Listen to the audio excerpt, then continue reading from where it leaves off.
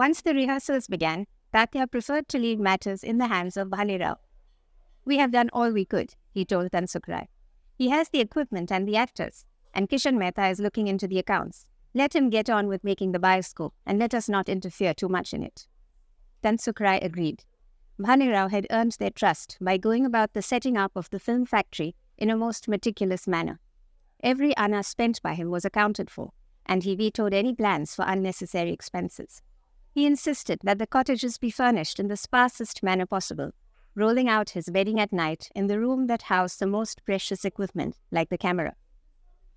Other rooms were shared by the carpenter and tailor and men hired as actors from various theatre companies. An advertisement had been placed in the Bombay Samachar, Mauj Maja and the Bombay Gazetteer, stating, "Able-bodied actors wanted for male and female roles for a new concern, the Rising Sun Film Company and Works, situated in Borivali, full employment available, must be willing to dance, fight, swim, climb trees, etc." It was this advertisement that finally brought home to Tatya the reality of his new company. No longer was it simply a question of long discussions with Bhalerao and Tansukrai about costs and profits. They had announced to the world what they were going to do, and that, even more than the equipment arriving at the Borivali cottages, made it real. Khatrachi Tsar was abuzz with excitement. Tatya was going to make a bioscope. What was it about? Who was to act in it? Were Tatya and Radha, God forbid, moving to Borivali? What about his textile piri?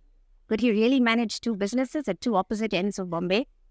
Rumour flew thick and fast about how much money Tatya really had, and how much it cost to make a bioscope, and how much money he might earn from it. In the midst of this excitable chatter came the news to Jamshedji Mansion that Nagesh Godse was considering answering the advertisement, for he fancied himself a good climber of trees. But it then turned out that it had been more of a threat to his wife, with whom he had had an argument that day. Tatya proudly showed the advertisement to Radha and his son Sharad.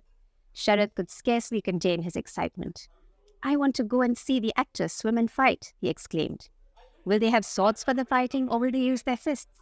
Are they going to swim in the sea, or will you find a river? When are you taking Ayi and me to watch?"